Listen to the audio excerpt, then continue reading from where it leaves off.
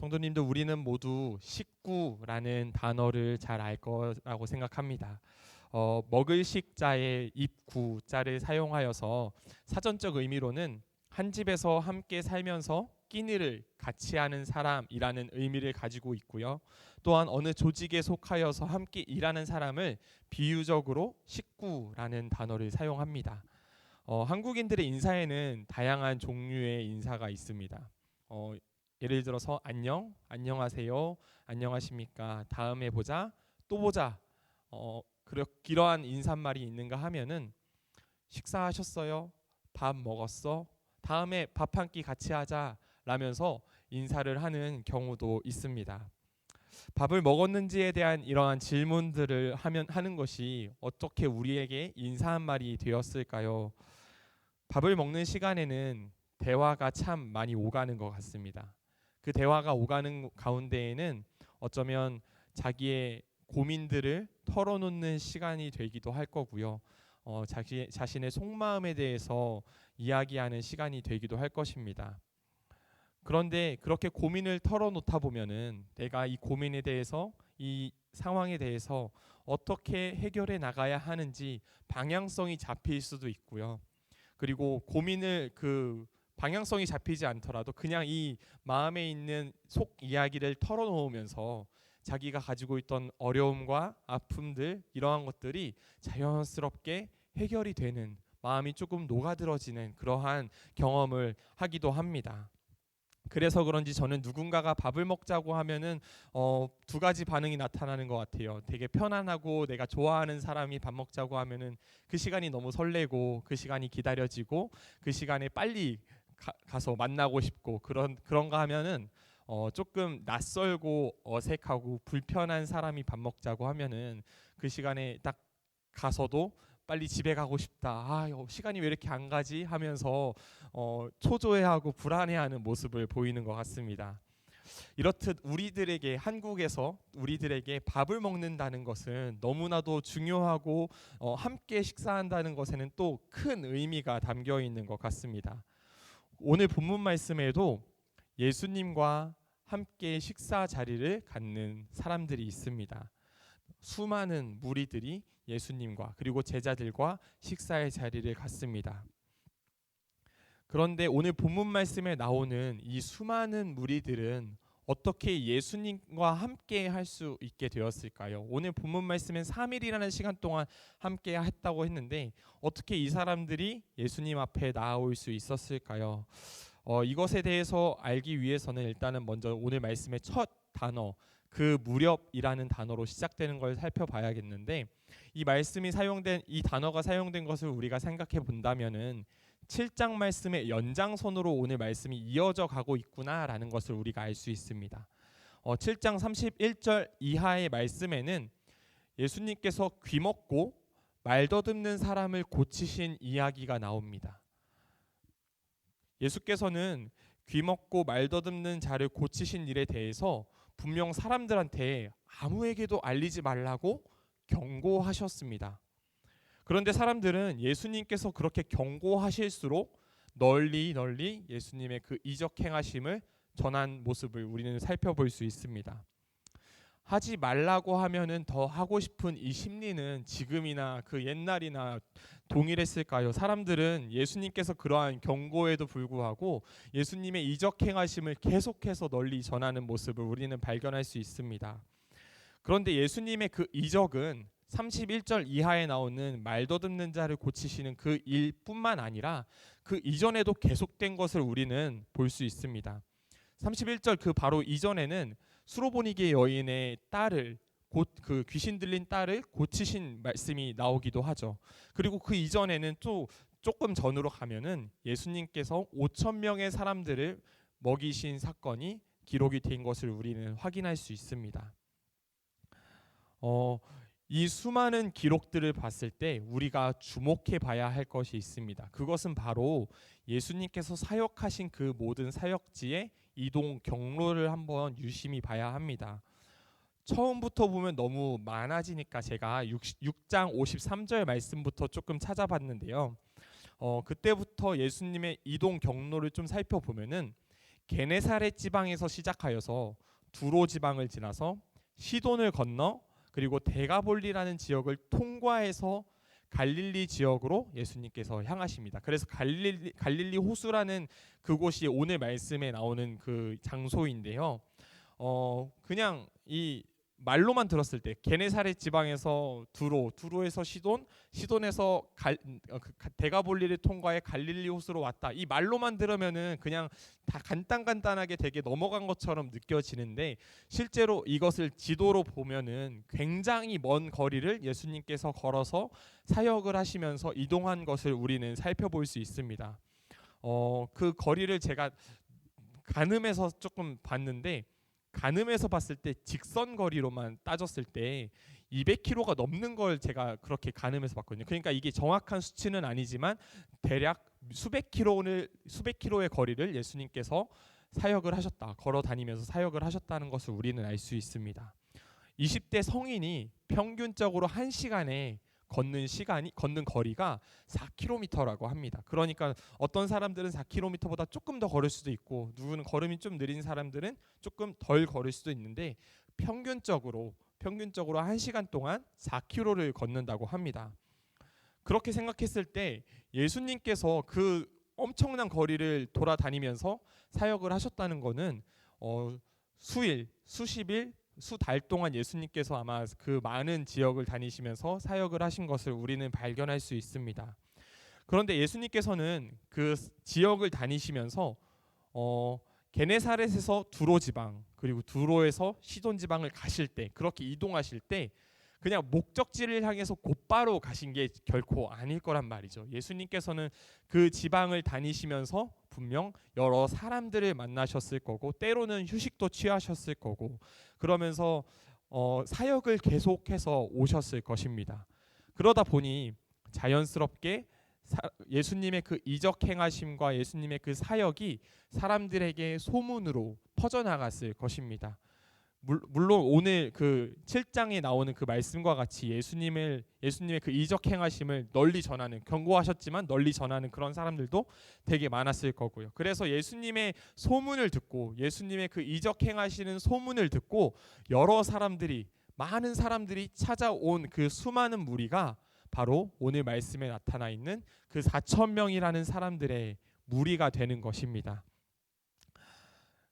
그래서 오늘 그 예수님 앞에 찾아온 수많은 사람들은 아마 각자 삶에 가지고 있는 여러 문제, 고민, 아픔과 상처 그리고 여러 가지 상황들을 가지고 예수님 앞에 나와왔을 것입니다.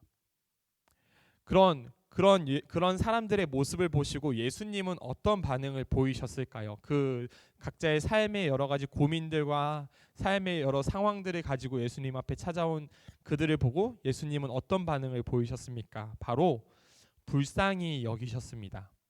그 사람들이 아주 먼 지역부터 찾아와서 예수님과 함께하고 그 예수님과 함께하면서 그 사람들은 예수님의 이적을 기대했을 것입니다.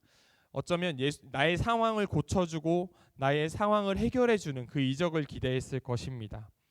그런데 예수님께서는 그들에게 어떻게 하십니까? 그들에게 그런 상황에 대한 오늘 본문 말씀에 그런 상황에 대한 이야기는 나오지 않고 그들을 배부르게 하십니다. 그들이 예수님과 3일 동안 함께 있었기 때문에 아마 그들은 굶주린 상태가 되어 있었을 거예요. 그 굶주린 상태에서 예수님은 그들을 먹이시기 위해서 제자들에게 물어보십니다. 이 사람들을 배부르게 먹여야 되는데 먹을 것이 좀 있느냐. 근데 제자들의 반응이 어떻습니까? 예수님, 이 광야 한복판에서 우리가 먹을 것을 어떻게 구합니까? 어디서 구합니까? 제자들은 이러한 반응을 보이죠. 그런데 우리가 생각해 볼 것은 불과 얼마 전에 조금 말씀에 좀 전으로 돌아가면 예수님께서 5,000명을 먹이신 사건을 제자들은 분명 두 눈으로 목격을 했고 제자들은 그 상황을 알고 있었습니다. 그럼에도 불구하고 제자들은 이 예수님의 질문에 불신앙의 모습을 보였던 것입니다.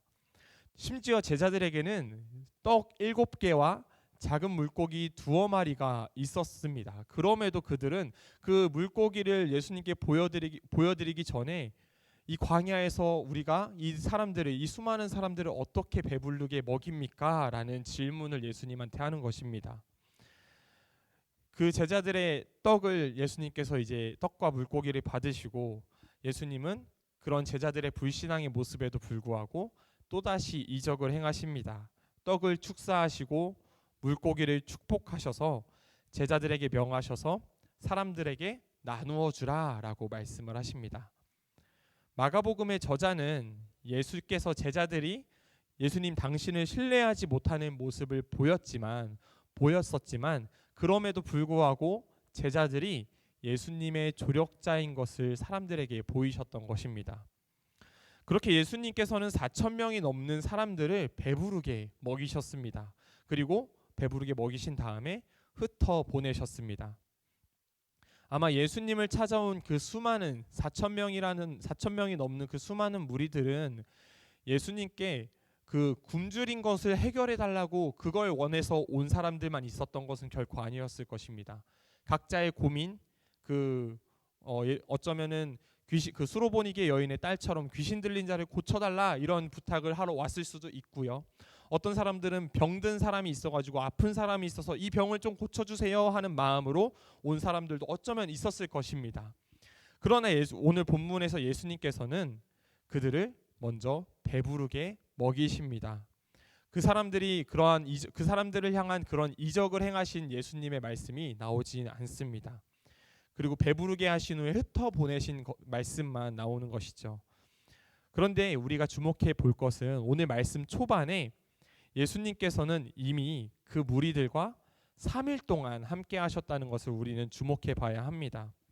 3일이라는 시간 동안 예수께서 어떠한 일을 행하셨는지에 대해서도 성경에서는 기록하고 있지 않습니다.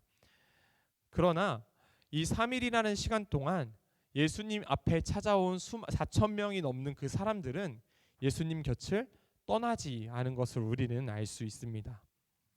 예수님 곁을 떠나지 않고 끝까지 예수님과 3일 동안 함께 했던 것입니다. 그러니까 그 예수님과 함께 했던 사람들은 각자의 삶의 문제를 바라보고 있다가 그 삶의 문제를 안고 찾아왔지만 예수님과 함께하는 그 시간에는 예수님을 바라보게 된 것입니다. 예수님께서는 그래서 그 사흘 3일이라는 시간 동안 그 예수님을 찾아온 수많은 무리들의 영적인 문제를 아마 해결해 주셨을 것입니다. 그리고 더 나아가서 예수님은 그들의 육적인 문제, 그들을 배부르게 하시는 은혜까지 예수님은 더하셨던 것입니다. 오늘의 말씀을 통해서 두 가지 메시지를 전달하고자 합니다. 첫 번째는 예수께서는 믿음으로 나오는 사람들과 함께 하시고 그들을 배부르게 하신다는 것입니다. 2년 전에 있었던 일입니다. 어느 날 저한테 제가 집에서 쉬고 있는데 전화가 한 통이 걸려왔어요. 모르는 전화번호로 전화가 걸려왔습니다. 전화를 받았는데 전화의 출처가 병원에서 전화가 온 거예요. 부천에 있는 한 큰 병원에서 전화가 왔는데 병원에서 이제 말하기는 한영호님의 보호자가 맞으시냐, 이제 여기서 한영호라는 분은 저희 아버지이십니다. 네, 전 그래서 당연히 맞다, 저 아들이다라고 말을 했더니 지금 한영호님이 구급차에 실려서 응급실에 입원해 계신다. 입원을 해야 돼. 응급실에 계신다. 입원 절차를 밟아야 되는데 와서 보호자의 동의가 필요하다. 보호자의 사인이 필요하다라고 말을 하는 겁니다. 그래서 저는 이게 무슨 일인가? 그 쉬고 있는 중에 되게 놀라운 일이 일어나길래 저한테 오길래 아주 당황하는 마음으로 병원으로 서둘러서 갔습니다. 이제 병원에 도착해서 입원 절차를 다 밟고 나서 의사 선생님이 오셔서 그 병에 대해서 설명을 해주셨습니다. 어떤 병에 걸리셨었냐면 대동맥 박리증이라는 병에 걸리셨습니다. 대동맥 박리증이 뭔지 그냥 간단하게 제가 들은 걸로 설명을 드리면 심장에서 이제 동맥이 있는데 피가 흐르는 혈관이 있는데 그 중에 제일 크고 아주 피가 제일 많이 흐르는 그런 동맥이었던 것입니다. 그래서 그 동맥이 살짝 찢어져 있는 거예요. 그 찢어져 가지고 이 가슴하고 등 쪽에 통증이 되게 심하게 오는 병이라고 하더라고요. 그래서 피가 정상적으로 흐르지 못하고 그러다 보니 너무 아파서 저희 아버지가 구급 119에 신고해서 병원에 오셨다라고 하더라고요.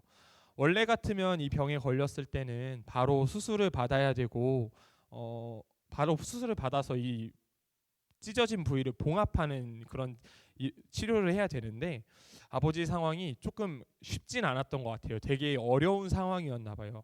그래서 바로 수술할 수도 없는 상황이었던 것입니다. 그래서 이제 의사 선생님이 중환자실에 입원해서 상황을 지켜봐야 할 것 같다라고 말씀을 하신 겁니다. 만약에 이제 수술을 해도 괜찮은데 수술을 하게 되면은 위험성이 원래 수술하는 것보다 훨씬 더 커지게 될 거고, 잘 수술이 마친다고 하더라도 부작용이 굉장히 심하게 남을 수 있다. 아주 심하게 남을 수 있다라고 하면서 수술을 아직은 하지 말고 조금 지켜보는 걸 말씀하셔서 2주 정도 지켜보게 되었습니다. 그래서 이제 저는 전문가가 아니니까 그냥 의사 선생님의 말을 들어야 하잖아요. 그래서 의사 선생님 말대로 2주 동안 그 상황을 지켜보고 저는 집으로 다시 돌아갔습니다. 근데 2년 전에, 지금은 어떨지 모르겠는데 2년 전만 해도 코로나 때문에 대학병원이나 좀 큰 병원에서는 이 면회 절차가 굉장히 까다로웠습니다. 저희 아버지께서 중환자실에 입원을 하셨었는데 중환자실은 일절 면회가 안 됐었고요.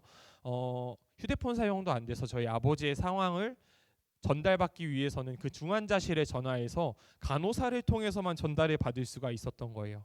그래서 저는 이제 집으로 돌아가서 아주 답답하고 이걸 어떻게 해야 하지, 혼자 멘붕에 빠진 상태로 고민하고 그런 상황에 빠져 있었습니다. 그래서 그때 당시에 제가 할 수 있었던 거는 그저 진짜 정말 제가 할 수 있는 게 아무것도 없어서 제가 그냥 진짜 하나님 앞에 나아간 것밖에는 할 수 있는 게 없더라고요. 근데 이게 그냥 뭔가 설교이기 때문에 형식적으로 말씀드리는 게 아니라 진짜로 할 수 있는 게 없어서 그냥 하나님만 찾게 됐던 것 같습니다. 내가 그때 심정으로는 내가 의학적인 지식이 좀 많이 있어서 차라리 내가 아버지를 고쳐주고 싶다 이런 마음이 들 정도로, 그렇게 내 스스로 처참하고 비참한 그런 심정이 언제 경험해봤나 싶을 정도로 스스로 아주 낙심한 상태였던 것 같습니다. 그러한 상태로 저는 그저 하나님 앞에 나아가고, 그리고 제가 함께하고 있는 그 신앙 공동체의 공동체원들에게 저희 아버지의 상황이 이러하니 함께 기도해달라 중보를 요청하는 것밖에는 할 수 있는 게 없었습니다. 그래서 저는 매일매일 하나님 앞에 나아가고 간절한 마음으로 부르짖으며 기도하는 것밖에는 할 수 없었습니다. 모든 것을 포기하고 그저 하나님 앞에 나아가 간절함으로 부르짖었을 때 하나님께서는 저를 배부르게 하시는 은혜를 경험케 하셨습니다. 2주가 지나 다시 한번 CT를 찍어 보셨는데 이제 그 CT 결과가 나오니까 상태가 더 나빠지진 않았어요. 상태가 막 좋아진 건 아닌데 상태가 더 나빠지진 않았다고 합니다. 그래서 이 상태를 보시고 의사 선생님은 퇴원해서 통원하면서 치료를 해도 괜찮겠다라고 말씀을 하신 겁니다.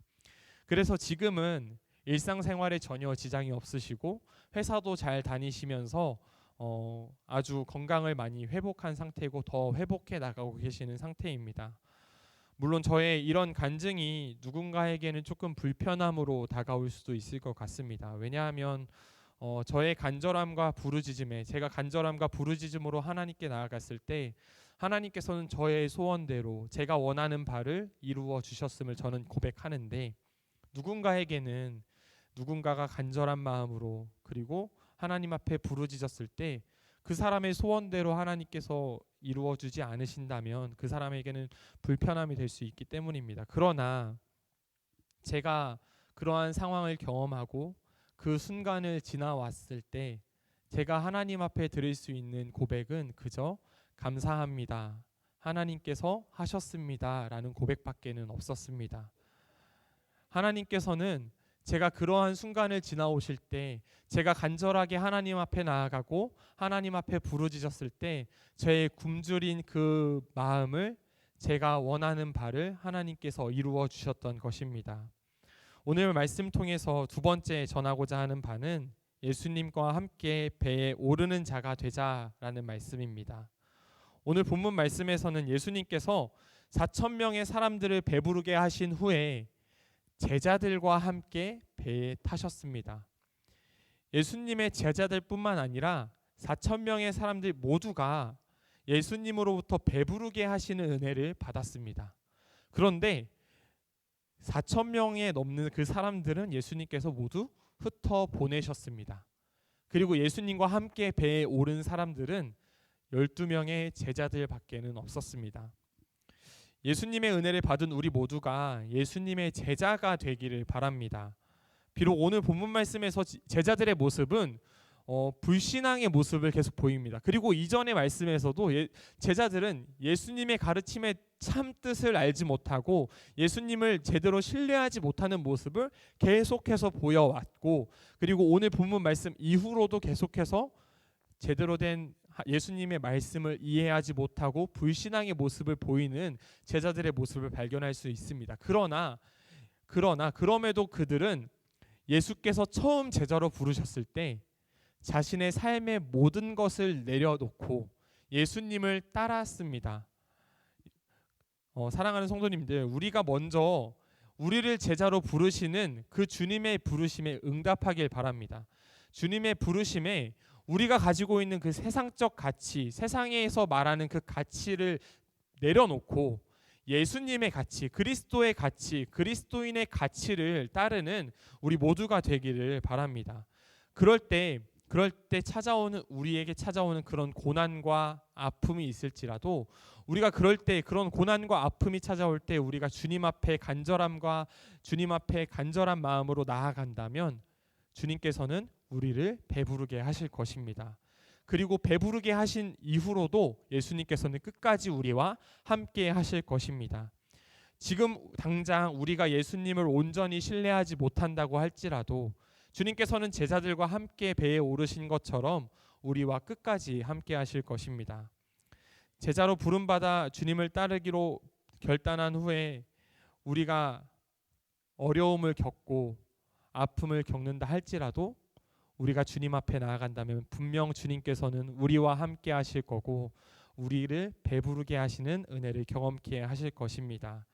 우리 모두가 그 간절함을 가지고 날마다 주님 앞에 나아가는 중곡교회 모든 성도님들 되시기를 간절히 소원합니다. 우리 이 시간에